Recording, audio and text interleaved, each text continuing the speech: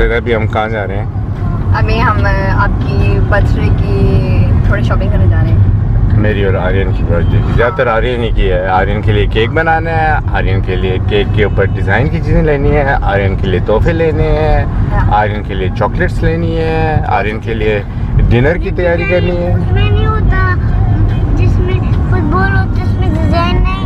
उसमें डिज़ाइन नहीं? जी, उसमें सिर्फ फुटबॉल। अच्छा, लेकिन वो डिज़ाइन ही है एक किस्म का। केक जो बनेगा वो आर्यन की फरमाइश में बन रहा है, फुटबॉल का केक, यानी फुटबॉल का ग्राउंड का केक। तो वो आर्यन ने फरमाइश की है। तो ये इनकी मामा इतनी अच्छी हैं कि ये कहती हैं मैं बनाऊंगी, माँ सदके माँ बनाएगी अपने बच्चे के लिए। तो बिल्कुल। और ये एक्सपेरिमेंट आप पहली बार करेंगी? मुझे भी आपके साथ आके एक्सपेरिमेंट करना अच्छा लगे। फरकान जो अक्सर एक्सपेरिमेंट करते हैं, इन्होंने बहुत अच्छे से केक बनाए हैं और वो बहुत अच्छे बने। हाँ सही बात है। वो ये पता कैसे चला कि वो अच्छे बने?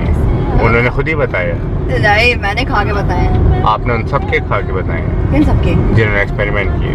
नहीं, उन सबके नहीं, मैं फरकान की बात बता रही हूँ। फरकान मेरे हस्बैंड यानी मैंने बनाए हैं? आपने बनाए थे। अच्छा यार, इन्होंने एकदम बनाया था, उस चीज केक बनाया था उन्होंने। ओह, वो एक्सपेरिमेंट थोड़ी था। मैं जब भी कोई बनाता हूँ डिटेल प्लानिंग के through, after all you have to, मैं पहले स्टडी फेज उससे गुजरता हूँ, पूरी स्टडी करता हूँ, उसकी रेसिपी जो मैं देखता हूँ उसमें चेंजिंग अगर मुझे चाहिए हो तो मैं चेंजिंग करता हूँ अपने हिसाब से। मैं सही डिटेल उसको पहले जो है मैं रफ स्टडी करता हूँ, फिर डिटेल स्टडी करता हूँ, फिर उसके बाद जो है मैं प्रिपरेशन करता हूँ, इशूड फॉर कंस्ट्रक्शन की तैयारी करता हूँ, डायग्राम्स बनाता हूँ और सारी वो डिटेल टेम्परेचर वो उसकी फुल कैलकुलेशन करके कि उसके डीप अंदर कितनी देर तक उसको किस टेम्परेचर पे रखूँ और कितने डीप तक वो बने ताकि बीच में से भी बना हो और ऊपर का जो है वो जले नहीं। तो ये थोड़ी सी स्पेशल किस्म की वो है। कईयों की देखें तो बीच में से थोड़ी सी रफ टफ होती है। आपको तो बहुत अच्छी होती है। बहुत अच्छी। तो मैं सोच रहा हूँ कि मैं बेकरी में काम करना शुरू कर दूँ। लेकिन आज का दिन बहुत मजे का होने वाला है क्योंकि हम पहले से इनकी दोनों की हम बर्थडे की तैयारी कर रहे हैं कि हम क्या क्या खाने क्या बनाएंगे, क्या क्या। तो आज हम क्या खाना खाएंगे? आज हम बाहर खाना खा रहे हैं, फिर खाना में बाहर खाने खिला रहे हैं। यानी हमारी सालगिरह अभी से शुरू हो गई है। और यही हम आप लोगों से शेयर कर रहे हैं कि हम कितने मजे करते हैं। नहीं ठीक है, बार बार नहीं बोलना, आहिल कहता है, बस एक बार ये काफी है। बार बार नहीं बोलना। आहिल जो है वो जब कोई चीज़ बोलते हैं तो हम सब ने उसको फॉलो करनी होती है। ओ नाखून मिला है, ठीक है चलिए।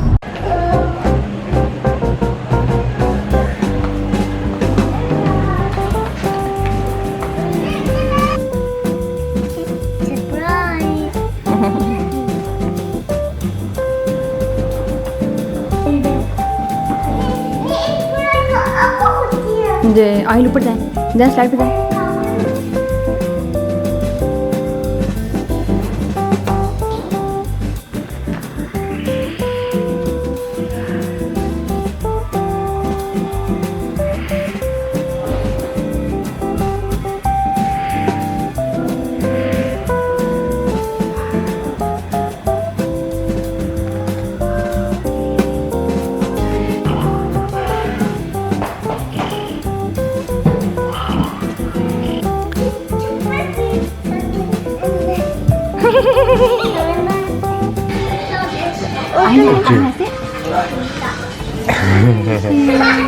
आर्यन और आहिल अभी क्या खाएंगे?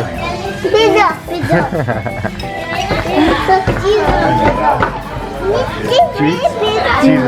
चीज़ और बोटी।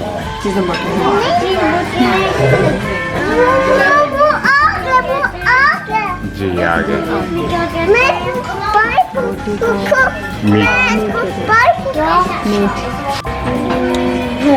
ये जो रेस्टोरेंट है ये पेपिस पिज़्ज़ा है, ये सईदा को और आर्यन को बहुत अच्छा लगता है और मुझे। क्या आप देख रहे हैं सईदा कितनी खुश है। आर्यन आ गया। आर्यन कैसा लगा आपको पिज्जा? तो मिलो आहिल कैसा लगा? Thums up.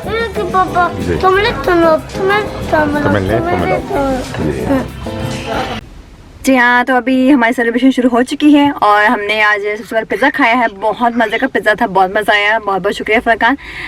मैं आपको ये मज़े की बात बताना चाहती हूँ कि उस टाइम मैं गाड़ी चला रही थी और मैं सही तरह से बात नहीं कर पाई, लेकिन मेरी खुशी का साथ जो मेरे दिल में फीलिंग है वो बताना चाहती थी, वो ये कि मैं बहुत खुशकिस्मत हूँ कि मेरा बड़ा बेटा जो है वो उसी डेट पर पैदा हुआ है जब जिस डेट पर मेरे हस्बैंड जो है वो उनकी तारीख़ी पैदाइश है।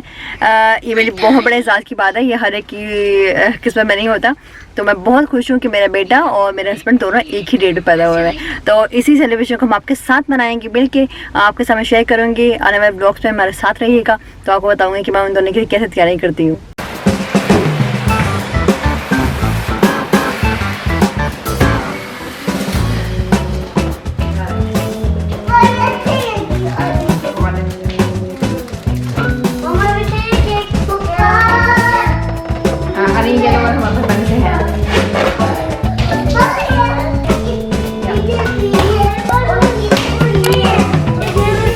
क्या गाइस, अभी हम बच्चों की सालगिरह की सारी चीज़ें जो है वो खरीद के आ गए। बेसिकली फुरकान और आर्यन की सालगिरह की बहुत सी चीज़ें लेकर आए हैं, आपके साथ शेयर करूँगी आने वाले ब्लॉग में। तो अभी लेते हैं आज तक के ब्लॉग लेते हैं आपसे इजाज़त, फिर मिलेंगे इंशाल्लाह। तब तक के लिए अल्लाह हाफ़िज़।